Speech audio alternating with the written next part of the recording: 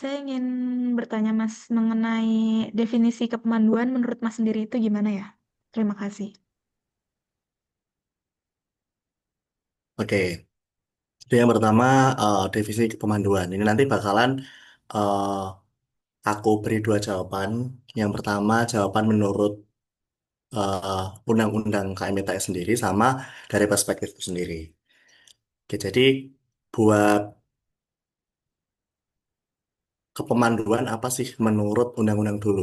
Jadi pemandu LKMM atau seorang pemandu itu adalah seseorang yang diberikan suatu amanah atau mandat untuk mengonsep, melaksanakan, serta mengevaluasi latihan keterampilan manajemen mahasiswa atau LKMM yang ada di ITS.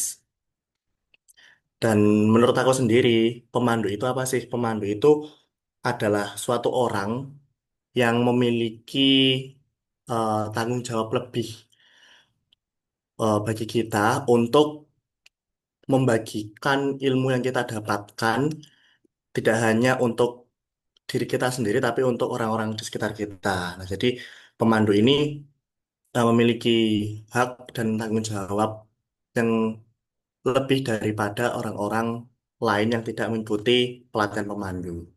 Gitu. Itu aja menurutku. Aman? Dari saya aman Mas. Mungkin bisa dilanjut ke pertanyaan selanjutnya untuk teman-teman yang lain. Boleh, boleh. Silakan. Bang.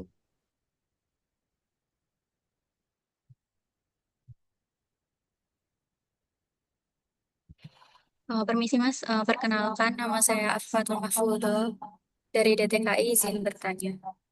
Jadi untuk kepemanduan sendiri bedanya pemandu dengan organisasi di ITS seperti UKM gitu-gitu bagaimana ya Mas? Terima kasih. Oke, buat pertanyaan ini, aku mau jelasin sedikit tentang cakupan lebih luasnya, yaitu bidang manajerial. Jadi kan di ITS ada 4 bidang pengembangan. Salah satunya ada manajerial. Nah, di mana manajerial ini itu punya 3 cabang fokusan lagi, yaitu yang pertama organisasi, yang kedua kepanitiaan, dan yang ketiga ada pelatihan. Nah, jadi kan pertanyaannya bedanya organisasi lain dengan pemandu itu apa sih, Mas? Dari cakupannya aja sendiri udah beda, teman-teman. Jadi yang satu lebih fokus ke organisasi dan yang satu lebih fokus ke pelatihan. Di mana pelatihan ini itu memberi kita bekal pengetahuan-pengetahuan atau ilmu-ilmu buat kita aplikasikan ke bidang-bidang lain. Salah satunya bidang organisasi, di mana hal tersebut terdapat dalam jenjang LKMMTM. Nah, LKMTM ini sendiri seperti yang mungkin teman-teman tahu adalah LKMM tingkat menengah yang fokusannya itu emang untuk organizing sebuah organisasi. Jadi bagaimana kita mengelola organisasi, bagaimana kita berperan dengan baik di suatu organisasi tersebut. Jadi kalau ditanya perbedaannya pemandu dengan organisasi itu apa? Yang pertama, cakupannya udah pasti beda. Oke, sorry, Bang. Cakupannya beda. Terus yang kedua, itu output yang dihasilkan beda. Jadi pemandu sendiri kan eh, ada beberapa tes atau kualifikasi atau syarat-syarat yang kita memang butuhkan ketika kita ingin menjadi suatu pemandu.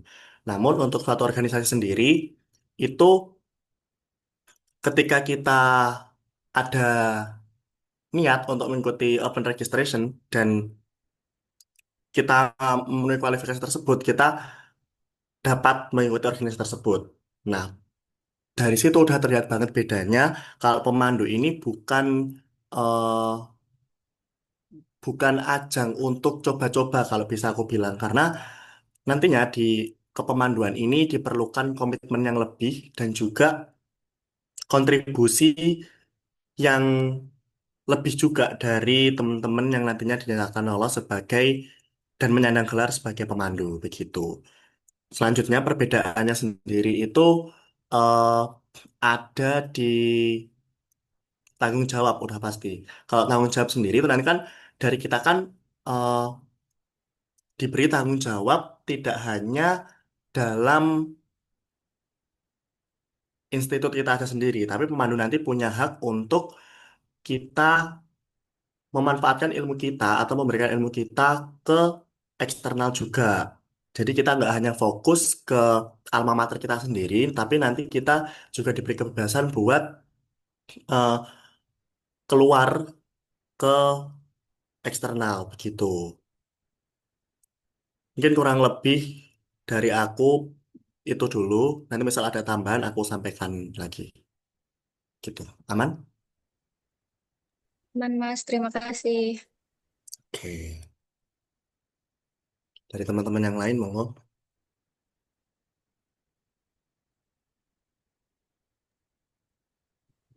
Permisi Mas, perkenalkan nama saya Tinta Dunatagara dari DTKI. Izin bertanya terkait sejarah dari kepemanduan. Bagaimana awal kepemanduan ini dibuat dan siapa yang menggagas kepemanduan ini? Terima kasih. Oke. Jadi kepemanduan sendiri teman-teman itu dimulai ketika ada adanya apa ya perasaan atau kegelisahan dari seorang mahasiswa di mana mahasiswa ini merasa kayak sepertinya dari SDM mahasiswa ITS ini butuh suatu wadah untuk mereka melatih keterampilan manajemen mereka gitu. Nah, dulunya memang dari ITS ini sendiri seperti yang teman-teman tahu, awalnya itu di untuk materi-materinya pemandu ini disampaikan sebelum ada pemandu disampaikan oleh dosen gitu. Nah, terus dimulainya itu pada tahun 1990. Itu di pemanduan ITS itu kayak belum terorganisir gitu teman-teman. Jadi belum ada wadah gitu seperti yang udah aku tadi bilang. Terus untuk kepemanduan sendiri ini itu sebenarnya yang awal mula dimulai oleh dosen itu spesifiknya dimulai oleh dua dosen. Yang pertama itu namanya Pak Indra Jaya dari dosen Departemen Sistem Perkapalan dan juga ada Pak Budi Utomo dari dosen Departemen Teknik Mesin. Nah, pada tahun 1985 itu eh, waktu LKMM Pratede pertama kali digelar itu dikelola secara komunal oleh BEM ITS. Jadi belum ada yang namanya BAKOR atau Badan Koordinasi Kepemanduan. Jadi masih di bawah naungan BEM ITS langsung. Selanjutnya pada tahun 1990 itu waktu LKMM Pratede itu pengelolaannya diserahkan oleh departemen masing-masing. Jadi di tahun 1990 ini LKMM Pratede itu pertama kali diserahkan kebijakannya ke departemen masing-masing. Jadi berbeda dengan pertama kali digelar waktu tahun 1985, LKMM TD ini, Pra-TD ini, itu masih dinaungi oleh BEM ITS tadi. Terus pada 5 tahun setelahnya, itu LKMM Pra-TD diserahkan ke departemen masing-masing, gitu. Terus pada tahun, salah satu poin pentingnya itu dibentuklah Forkom yang namanya Forkom Berani Mati itu Forkom pertama yang ada di ITS namanya Forkom Berani Mati itu pada tahun 1999 gitu. Nah untuk dari situ setelah dibentuk Forkom itu dimulailah sejarah kepemanduan yang ada di ITS. Jadi nggak lagi dosen yang menyampaikan tapi mahasiswa-mahasiswa sendiri ini yang diberikan wadah berupa pelatihan pemandu seperti yang akan teman-teman lakukan itu yang nantinya menghasilkan seorang pemandu yang dapat menjalankan, mengevaluasi serta mengonsep pelatihan-pelatihan yang memang menjadi tradisi ITS tersebut. Gitu. Mungkin sejarah singkatnya dari aku itu, aku harap teman-teman juga udah dapat informasi lebih dari Mas Mbak yang lainnya kan kemarin. Ini bisa menjadi tambahan atau dari teman-teman ada feedback terkait sejarah.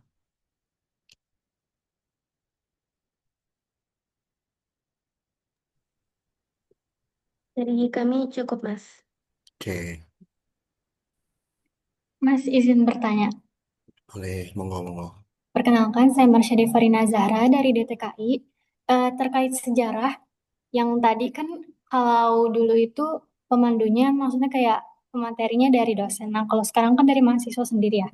Nah, itu selain perbedaan yang terkait yang pengisi materi, apakah ada perubahan visi misi atau sistem dalam kepemanduan dari yang dulu sampai sekarang?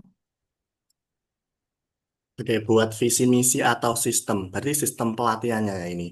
Untuk sistemnya sendiri mungkin kurang lebih sama, tapi yang paling membedakan itu adalah cakupannya.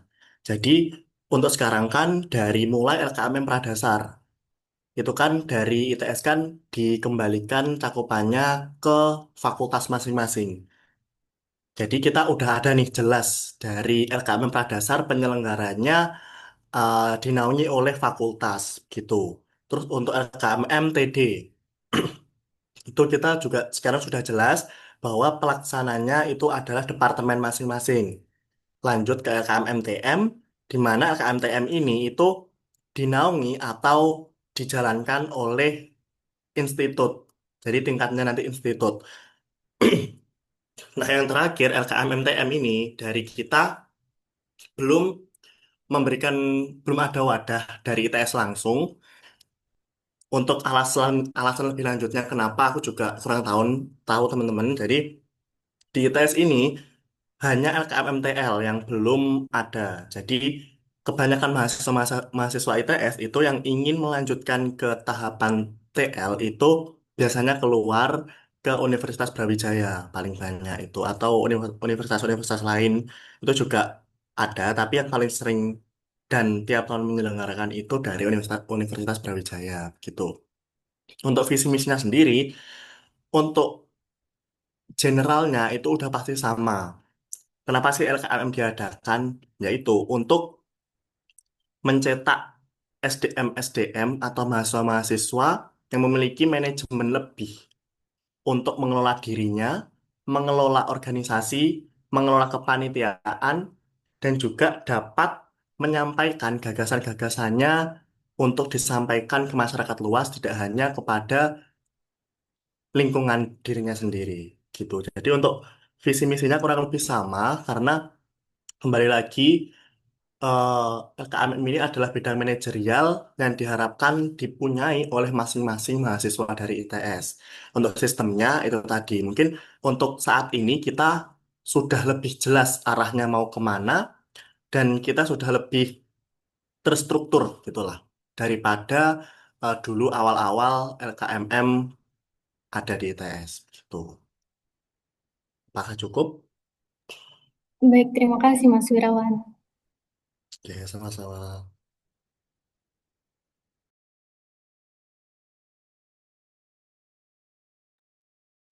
Oke, ada pertanyaan lagi? Ada, Mas. Saya ingin bertanya, Mas. Monggo, monggo. eh ini pertanyaan ke selanjutnya, nggak apa-apa kan, Mas? Boleh, boleh, silakan. Sebagai Mas Wiran kan sudah menjadi pemandu ya. Kalau boleh tahu itu kondisi kondisi aktual kepemanduan di dalam fakultas vokasi sama di luar fakultas vokasi itu seperti apa ya, Mas? Terima kasih. Oke, untuk kondisi aktual di kepemanduan kita sendiri di dalam fakultas.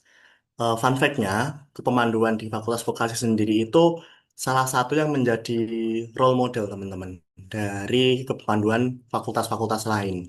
Di mana fakultas kita itu eh, sudah lebih dipercaya oleh internal maupun eksternal di mana pemandu-pemandu kita itu sering dipercaya untuk mengisi materi-materi sampai ke UPN contohnya. Dan itu hanya bisa dibilang dari pemandu kita itu sudah ada nama lah dibanding dari fakultas lain. Bukan membanding-bandingkan, tapi faktanya memang seperti itu teman-teman. Contohnya itu tadi dari UPN. Mereka itu langsung kayak mm, reach out kita untuk di UPN SKM tanggal sekian Mas, mohon dicarikan pemateri-pematerinya dari fakultas vokasi. Pasti seperti itu teman-teman. Dan untuk di internal sendiri, sama pemandu di fakultas vokasi itu memiliki value tersendiri, di mana pemandu vokasi ini bisa dibilang mm,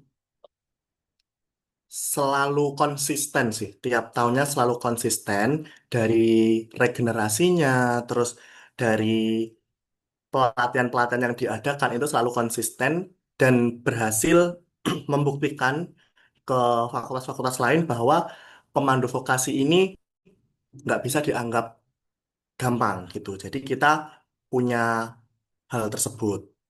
Untuk kondisi di luar fakultas, ini aku mau jawab keseluruhan aja. Jadi di keseluruhan, seperti yang teman-teman tahu, di ITS sendiri itu tidak ada badan yang menaungi atau badan koordinasi pusat dari ITS.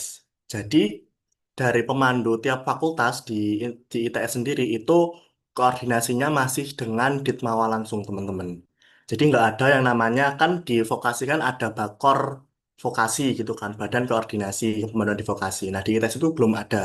Jadi kita eh, koordinasinya itu biasanya langsung dapat arahan itu dari Ditmawannya langsung. Jadi mungkin untuk kondisi di eksternal sendiri itu eh, bisa aku simpulin kurangnya koordinasi antar fakultas sih, karena itu tadi tidak adanya wadah yang menaungi kita atau yang eh, menyatukan kita gitulah. Jadi mungkin harapannya dari aku pribadi dan pemandu-pemandu lainnya mungkin ke depannya segera bangkit lah, segera bangun si Bakor ITS ini. Karena dulu memang sempat ada, tapi untuk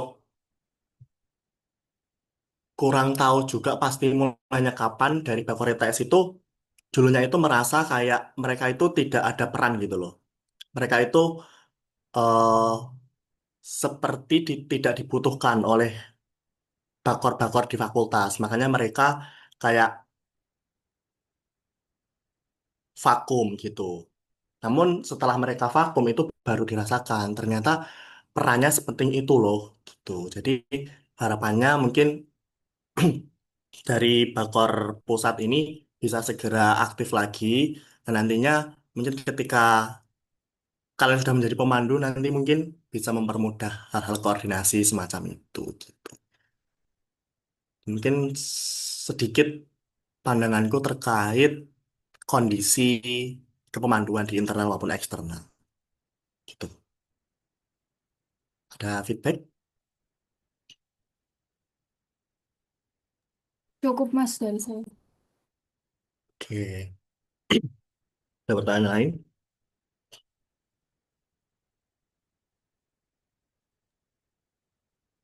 Izin, Mas. Mungkin pertanyaan selanjutnya bisa disampaikan oleh teman-teman dari instrumen. Oke, teman-teman instrumen silahkan.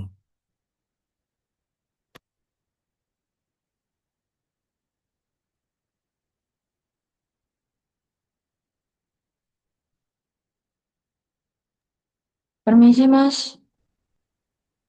Monggo, monggo. Saya izin bertanya.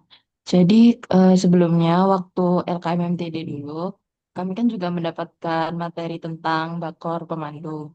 Saya ingin bertanya Hmm. tentang, di situ disebutkan tentang Dewan Bakor ITS. Apakah itu berbeda ya, Mas, sama yang tadi dijelaskan Masnya? Kayak bakor kepemanduan yang nggak ada di ITS itu, apakah berbeda dengan Dewan Bakor Pemandu? Dan Dewan Bakor Pemandu ini sebenarnya sebenarnya itu apa? Makasih, Mas.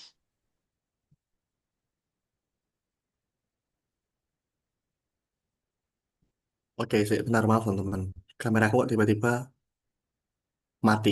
Oke, aku izin off cam dulu ya. Aman, Mas.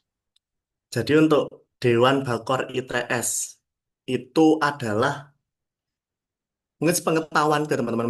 Mungkin nanti kalau ada kesalahan bisa dikoreksi. Itu perwakilan dari perwakilan untuk mengkoordinasikan informasi-informasi terkait pelatihan-pelatihan LKMM yang ada di ITS. Jadi untuk wadahnya kayak bakor vokasi gitu memang di ITS tahuku belum ada. Jadi itu kalau dewan itu perwakilan gitu. Mungkin sedikit yang tak tahu gitu.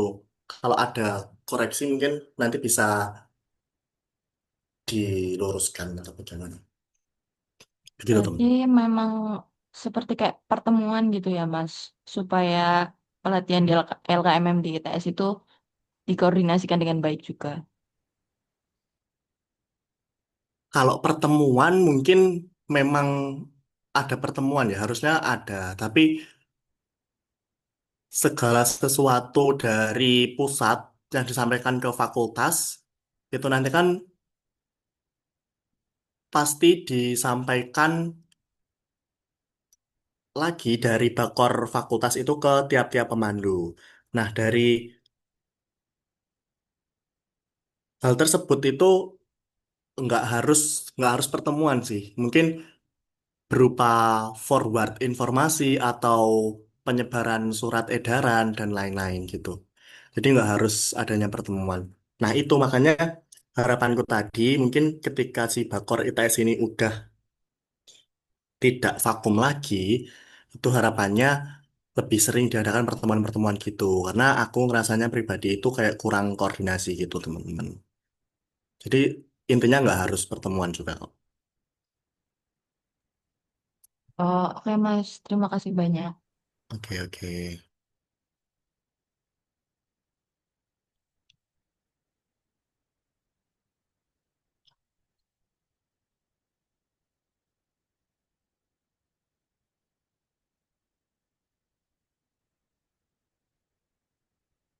Ada pertanyaan lain? Permisi Mas, saya Amalia Fitria dari Teknik Instrumentasi izin bertanya.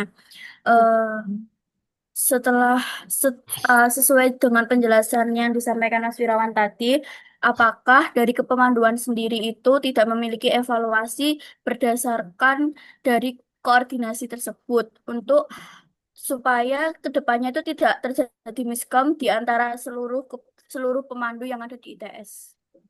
Terima kasih.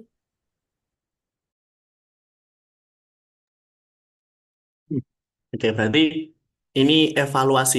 Kita bahas evaluasi ya. Aku juga mau langsung jawab dua jawaban. Yang pertama, evaluasi terkait kepemanduan di kita dengan kepemanduan eksternal atau se-ITS sama khusus untuk evaluasi di kepemanduan fakultas kita aja. Yang pertama, memang dengan ad- tidak adanya si Bakor pusat ini itu otomatis memberikan evaluasi-evaluasi terkait komunikasi atau koordinasi. Nah, kenapa sih kok evaluasi koordinasi atau komunikasi ini sangat urgent bisa dibilang itu karena dari tiap-tiap kepemanduan itu kan pasti punya standarnya, sistemnya, dan juga caranya tersendiri ya teman-teman buat menjalankan pelatihan-pelatihan yang ada di fakultas mereka atau departemen mereka masing-masing. Nah, evaluasinya itu adalah itu tadi standarisasi atau penyamarataan terkait mungkin materi, terus tata tertib, terus sistem dan lain-lain itu perlu adanya standarisasi atau penyamarataan. Kenapa? Karena outputannya kan diharapkan dari tiap-tiap fakultas di ITS itu memiliki eh, tujuan yang sama dalam mencetak kader-kader atau mahasiswa-mahasiswa yang melalui pelatihan ini. Jadi, harapan kita tidak ada yang paling mendominasi atau mungkin di fakultas lain ini tidak sebagus di fakultas itu atau gimana. Jadi, perlu adanya standarisasi atau penyamarataan dari sistem, materi, ataupun cara penyampaian itu tadi. Jadi, evaluasinya itu mungkin bisa untuk solusinya mungkin bisa eh, diadakan atau dijadwalkan secara rutin terkait standarisasi ini. Jadi nggak harus atau nggak hanya ketika pelatihan-pelatihan akan dilaksanakan, tapi ketika pelatihan-pelatihan itu tidak dilaksanakan, ya tetap secara rutin mungkin ada pertemuan atau minimal Zoom meeting seperti ini itu diadakan standarisasi atau eh, sharing session terkait progres ataupun kondisi di fakultas masing-masing atau di departemen masing-masing gitu. Nah, lanjut untuk evaluasi di fakultas kita sendiri. Gitu. Itu kan dari fakultas kita sendiri kan nantinya bakalan ada perwakilan-perwakilan pemandu dari tiap-tiap departemen. 6 departemen di Fakultas Vokasi. Nah, ini dari aku pribadi merasa eh, kurang meratanya skill kepemanduan bisa dibilang kayak kualitas pemandu-pemandu di departemen satu dengan departemen lain di dalam ITS itu kurang adanya pemerataan, teman-teman. Jadi, misal contohnya dalam segi public speaking atau menyampaikan materi, itu mungkin dari departemen ini lebih kelihatan unggul nih dalam segi ini, tapi di departemen itu kayak mungkin pemandunya kaku atau pemandunya kurang nih gitu. Jadi mungkin solusinya untuk hal tersebut lagi-lagi bisa diadakan standarisasi juga terkait eh, sistem-sistem penyampaian materi atau gimana. Jadi nantinya outputannya itu sama. Jadi peserta, target peserta dari pelatihan tersebut itu bisa mendapatkan informasi yang sama dari dari pemandu, walaupun pemandunya itu berbeda begitu. Mungkin itu sih. Jadi harus adanya lagi-lagi standarisasi atau penyamarataan suatu sistem dari kepemanduan itu. Gitu.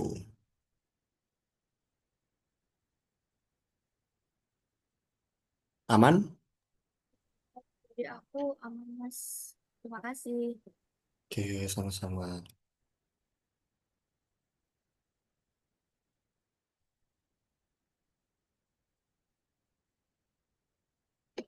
Ada pertanyaan lagi? Izin masuk, Mas. Monggo, monggo. Oke, sebelumnya perkenalkan nama saya Abel Lala Sukmadian dari Departemen Teknik Instrumentasi. Izin bertanya, Mas, terkait tadi kan sudah disebutkan tentang evaluasinya. Nah, apakah dari Bakor sendiri itu tidak ada standarisasi, Mas? Misalnya kayak per departemen ini harus gini-gini dari Bakornya, dari berdasarkan penjelasan dari Mas yang tadi. Itu saja, Mas. Terima kasih. Dari Bakor sendiri, oke, izin jawab. Dari Bakor sendiri itu pasti ada, teman-teman. Pasti ada wadah untuk standarisasi ini. Nantinya setiap pelatihan-pelatihan itu pasti ada timeline-nya tersendiri. Namun, kembali lagi, dari tiap-tiap individu kan memiliki kemampuan yang berbeda-beda tentunya. Nah, itu menurutku tidak bisa hanya eh, kondisional diterapkan standarisasi ini. Jadi, ketika kita hanya mengandalkan timeline dari suatu pelatihan untuk kita melakukan standarisasi, itu menurutku pribadi masih kurang. Karena hal ini terbukti dari pelatihan-pelatihan sebelumnya, mungkin teman-teman juga merasa di LKMM Pratd mungkin ya.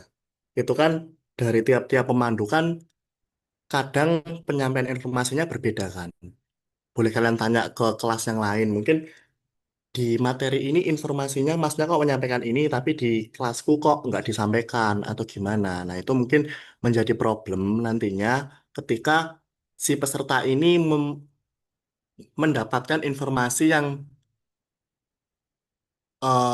tumpang tindih gitu, teman-teman. Jadi, hal itu perlu dievaluasi tidak hanya ketika kita akan melakukan pelatihan atau menyesuaikan timeline itu tadi, tapi juga dilakukan secara rutin. Kenapa? Karena hal tersebut itu biasanya terjadi karena kebiasaan. dari Mas Mbak ini kan pasti dari individu masing-masing punya kebiasaan dari cara mereka memandu atau cara mereka menyampaikan materi itu salah satunya dari faktor kebiasaan. Jadi perlu adanya pembiasaan ulang lewat standarisasi ini yang tidak hanya dilakukan ketika kita mau mengadakan pelatihan, tapi juga dilakukan secara rutin gitu sih harapanku. Tuh. Kalau tanya dari Bakor ada nggak? Ada teman-teman. Dari Bakor juga memfasilitasi, tapi kembali lagi mungkin dari Bakor juga pengennya seperti yang aku sampaikan tadi secara rutin kita eh, lakukan standarisasi gitu. Tapi perlu kalian tahu eh, di fakultas kita kan 6 departemen berbeda ini juga memiliki kesibukan masing-masing dari tiap individunya. Itu pasti menjadi salah satu problem yang nomor satu lah di kepemanduan bisa aku bilang. Karena dari departemen kita ini kan bisa dibilang departemennya beda-beda banget kan di vokasi ini. Ada yang dari data ya data, ada yang sipil, ada yang mesin. Itu kan beda-beda banget. Nggak kayak di fakultas lain yang kayak satu rumpun gitu. Jadi salah satu tantangannya itu. Gitu. Tuh. Apakah menjawab? Sangat menjawab Mas, terima kasih. Oke, terima kasih. Ada pertanyaan lain? Monggo.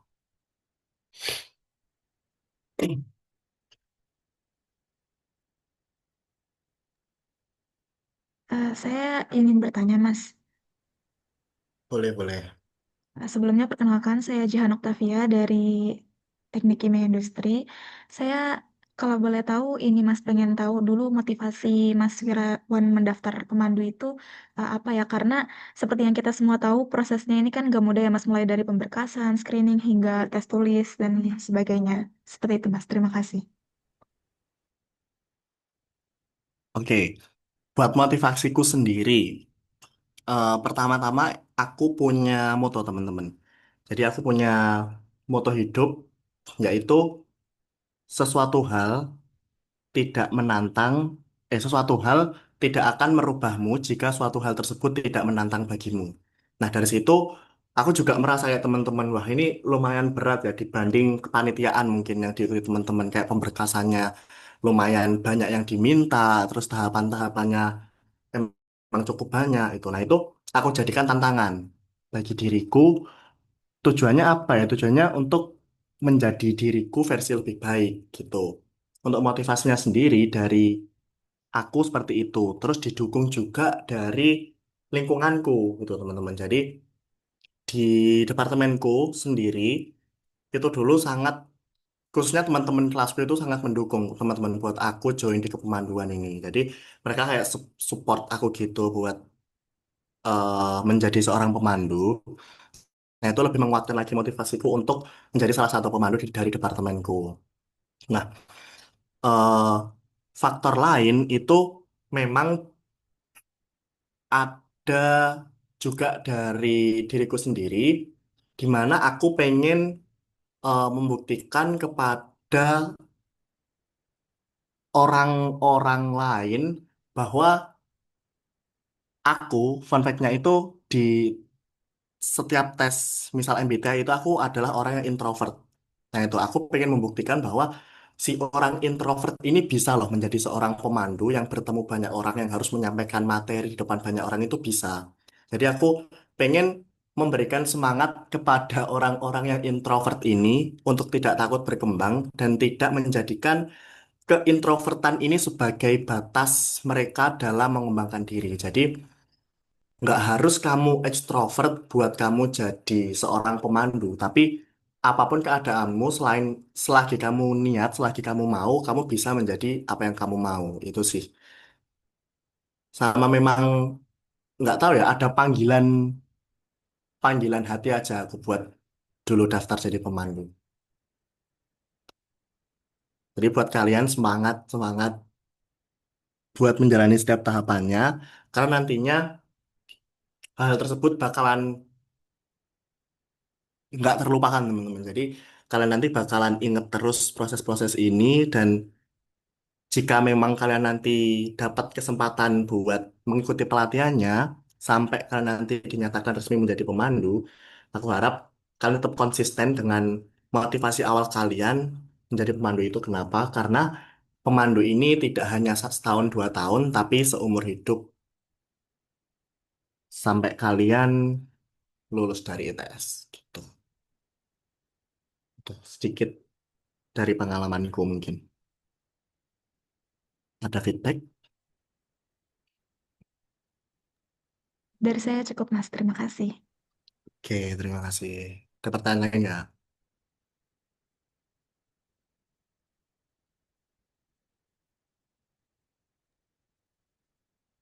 Ini sih Mas izin bertanya. Sebelumnya perkenalkan nama saya Tinta Dunatagara dari DTKI.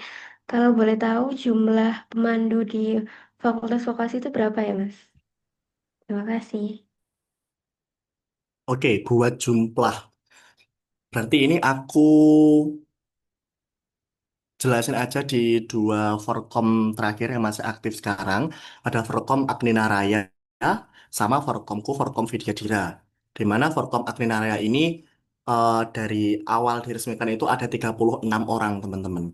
Gitu. Terus untuk Forkom Vidya Dira juga sama 36 orang, di mana masing-masing departemen itu memiliki 6 delegasi. Jadi 6 dari tiap-tiap departemen. Jadi ada 36 gitu. Kenapa kok disamaratakan khususnya di Forkomku?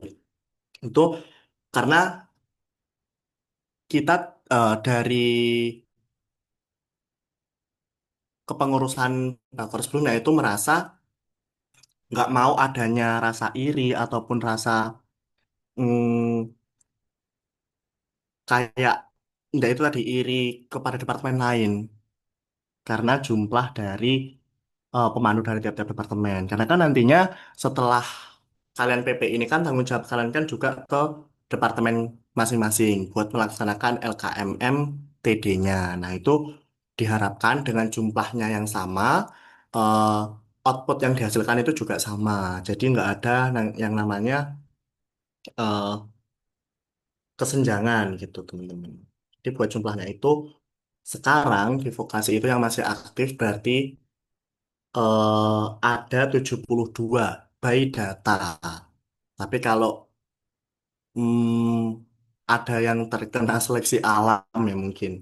Itu aku kurang tahu fixnya gimana, terutama dari yang Agrina Raya. Itu tidak bisa dipungkiri, pasti tiap-tiap Forkom ada kayak gitu teman-teman.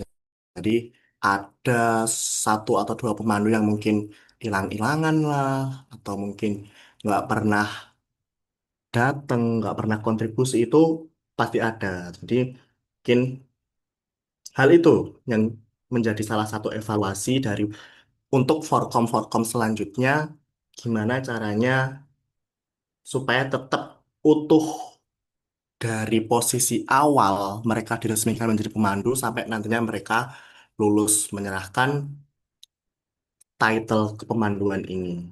Gitu. Jadi by data 72 untuk untuk pemandu fakultas vokasi sekarang. Gitu. Aman?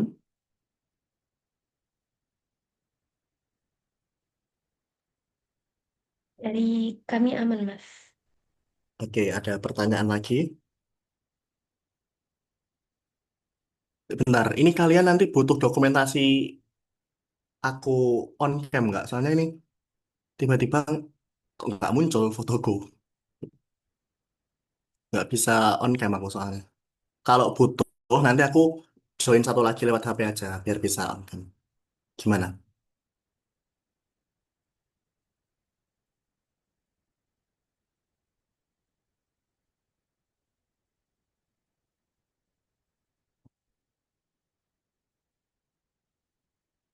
Oke, tak join dari HP. Biar ada dokumentasinya.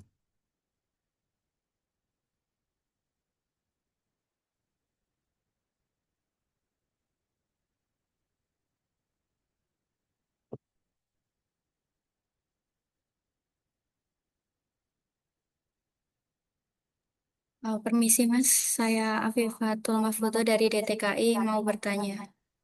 Mau ngomong nggak silahkan. Oke, Mas, jadi pemandu ini kan sifatnya terikat ya dari awal sampai nanti sampai lulus akan tetap jadi pemandu. Nah, dari Mas sendiri jadi pemandu pernah merasa bosan nggak menjadi pemandu terus buat mengatasi hal tersebut dari Mas bagaimana? Sama mungkin tips and triknya Mas dari kita mulai pemberkasan sampai nantinya proses-proses menjadi pemandu ini bagaimana? Terima kasih banyak Mas. Oke, berarti tadi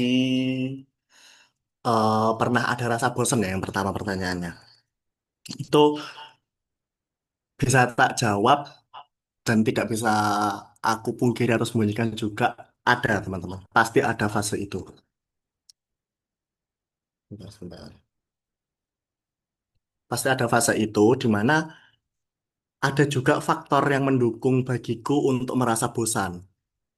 Dan itu adalah letak geografis dari departemenku yang teman-teman sendiri tahu ada di Manyar. Nah, itu seringkali mungkin kayak menimbulkan rasa malesku atau males dari pemandu-pemandu dari departemenku untuk misal ada rapat nih malam di pusat gitu kan. Pasti kebanyakan di pusat kan rapatnya. Nah, itu mungkin kayak dari kita itu merasa aduh jauh lagi gitu. Kayak yang pertama itu letak geografis itu kayak menimbulkan rasa males itu yang pertama. Terus ada lagi rasa bosennya itu ketika dari akademik kita juga mungkin lagi hektik-hektiknya, apalagi di minggu-minggu akhir kemarin. Nah itu kebetulan prodiku itu eh, kayak agak unik teman-teman. Jadi prodiku itu baru selesai itu di minggu 22, 23. Itu kami bisa baru libur. Jadi minggu 16 itu mustahil bagi prodiku untuk bisa libur. Jadi, nah itu salah satu juga yang mungkin beberapa kali menyebabkan rasa bosan itu muncul di aku. Terus untuk mengatasinya gimana? Untuk mengatasinya, kalau dari aku pribadi itu tetap hmm, keep in touch kayak eh, nggak menghilang. Nah, jadi aku usahakan semaksimal mungkin walaupun misal aku nih tadi izin nggak datang gitu, tapi aku tetap tanya tadi informasinya apa, terus tadi ngapain aja itu aku tetap tanya. Jadi sebisa mungkin aku nggak ketinggalan informasi walaupun aku tidak berkontribusi langsung gitu. Tipsnya itu. Terus satu lagi tipsnya itu eh, lebih ke aku tanamin ke diriku sendiri teman-teman. Soalnya kebetulan aku itu orangnya sungkan, tahu sungkan nggak? Nggak enakan gitu. Gitu. Jadi aku tuh orangnya nggak enakan. Jadi misal aku ngilang atau aku nggak berkontribusi itu sebenarnya aku malu. Jadi sebisa mungkin tak tanamkan kepada diriku sendiri buat at least itu itu tadi cari informasi atau tidak ketinggalan informasi dari apapun yang terjadi di kepemanduan ini. Gitu. Terus selanjutnya terkait tahapan tahapan ya tadi. Nah, itu mulai dari awal pemberkasan itu jujur aku dulu agak kaget juga terkait pemberkasan. Loh, pemberkasannya sekompleks ini ya menjadi pemandu tuh. Sampai ada trail book kan kalian. Kalau dulu aku namanya itu bukan trail book tapi hampir sama. Aku dulu sempat kaget, wah sekompleks ini. Tapi kembali lagi itu kayak malah jadi tantangan buat aku buat menyelesaikan pemberkasan yang sebanyak itu dengan waktu yang tidak banyak. Nah, itu jadi tantangan. Terus waktu tes tulis, kebetulan dulu itu tes tulisku sistemnya berbeda dengan tes tulis yang nanti kalian akan laksanakan. Tuh, jadi tahun ini ada inovasi di tes tulisnya, teman-teman. Di tes tulis tersebut, jujur aku dulu nggak belajar karena kembali lagi tes tulis dulu seingatku itu habis maghrib dan aku baru selesai akademik itu di jam 5 atau jam berapa. Jadi aku nggak punya persiapan, aku nggak prepare apa-apa. Aku cuma ya udah bawa diri ke ke kampus, ke vokasi buat tes tulis itu. Tapi alhamdulillahnya masih diberi kesempatan buat lolos ke seleksi wawancara. Nah, di wawancara ini kan nanti kalian bakalan kayak sama kayak wawancara lain, menjawab pertanyaan sama bakalan ada simulasi penyampaian materi. Nah, dari situ aku adalah sedikit persiapan buat belajar materi-materi dari pradasar. Nah, di situ aku belajar dan alhamdulillahnya pas penyampaian lancar, pas menjawab pertanyaan juga lancar, sampai akhirnya aku dinyatakan juga lolos dari seleksi wawancara dan menjadi salah satu anggota dari atau peserta dari PPLKMM yang ke-8 tahun kemarin itu. Terus beberapa hari pelatihan mungkin ini juga berat banget karena dilaksanakannya kan waktu beriringan dengan akademik kita juga. Nah, itu setiap harinya pasti ada penugasan seperti pelatihan-pelatihan yang lain itu nanti. Nah, itu kembali lagi bagaimana caraku buat memanajemen waktu sih. Jadi sebisa mungkin waktu materi atau waktu hari H itu aku mendengarkan dengan baik, aku mencatat segala hal yang penting, dan nantinya dari penugasan-penugasan ini juga aku kerjakan semaksimal mungkin. Terus buat tipsnya menjalankan, hmm, sebenarnya nggak ada sih. Apa ya? Yang penting dijalani aja.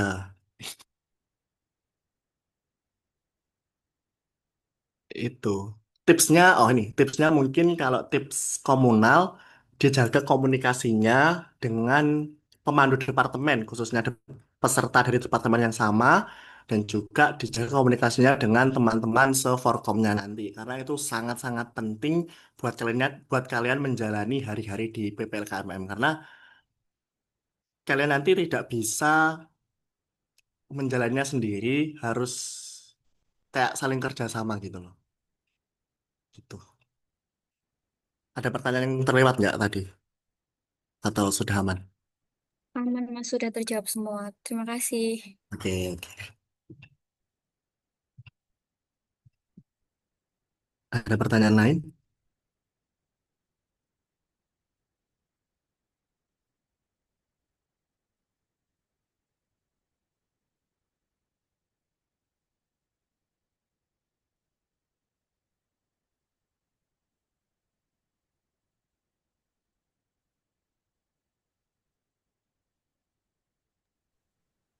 Izin menjawab, Mas, dari DTKI sudah cukup. Oke, dari teman-teman instrumentasi, apakah ada pertanyaan tambahan?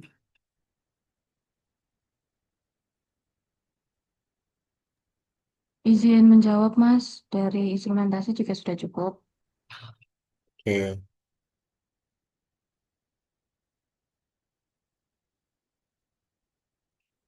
mau ada dokumentasi atau gimana?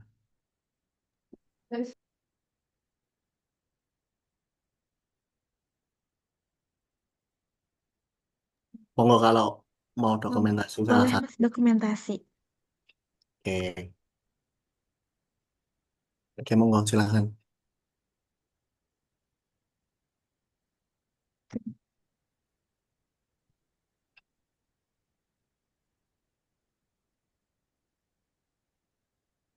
1, 2,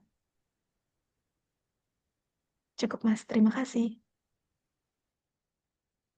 Oke, mungkin closing statement dari aku. Terima kasih teman-teman sudah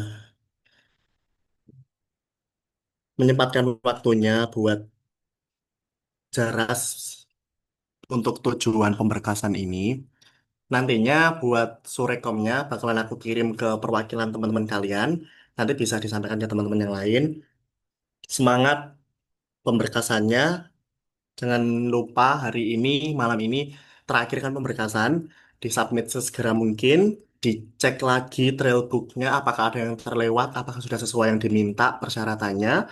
Terus dicek juga urutannya teman-teman. Jangan sampai ada yang ke flip misal harusnya di halaman ke berapa jadi ke berapa itu dicek lagi karena pengalaman tahun kemarin aku sempat ada yang ke flip satu tapi untungnya masih bisa lolos gitu. Terus dicek juga format-format lain jangan sampai ada yang kurang atau ada yang salah gitu. Semangat buat pemberkasannya. Sampai jumpa di tes tulis nanti. Oke, mungkin sekian dari aku. Wassalamualaikum warahmatullahi wabarakatuh. Waalaikumsalam warahmatullahi wabarakatuh. Terima Terima kasih, kasih banyak kepada Mas Wirawan atas kesempatannya. Mohon maaf kurang-kurangnya, Mas. Terima kasih sekali lagi. Terima kasih, Mas. Terima kasih banyak, Mas. Terima kasih banyak.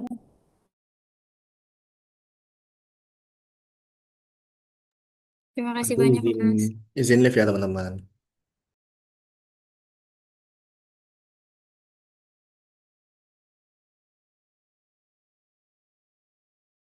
Vivi, Vivi, Vivi.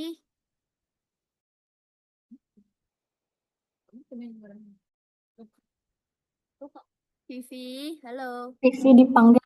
Nih. Keluar. Makasih ya teman-teman semua. Izin live, izin end Vivi meeting. dipanggil, Vivi. sama-sama. Hah? Vivi Vivi panggil. dipanggil. Vivita. Teman-teman, Aku minta minta itu ya recordnya ya. Oh, recordnya. Oke. oh iya, terima kasih ya. Oke, end meeting ya.